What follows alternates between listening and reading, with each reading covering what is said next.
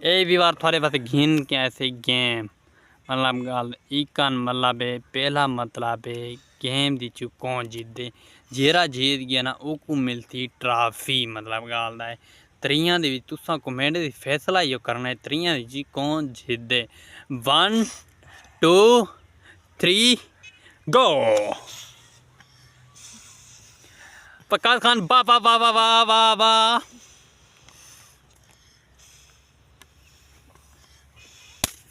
हो प्रकाश जीत गया ए भी बार इंदा लाल मतलब पहलो पहलो फूकता पिए फट गया ए निकले बाल दा ते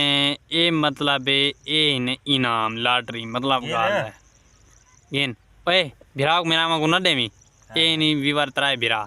मतलब गाल दा ए कमेंट लाजमी दसने इतनी छोटी वीडियो बड़ी मेरे को तो मज़ा नहीं आया पहले तो लाल फट गन मज़ा नहीं आया तो कमेंट लाजमी फैसला करने किवें तो आज दी वीडियो लगी है ओए तेरा दिल खुश थी ना पहले लॉटरी की बैठा चुआरा अच्छा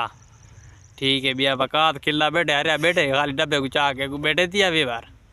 तू तो कमेंट लाजमी दसने आज दी वीडियो किवें लगी है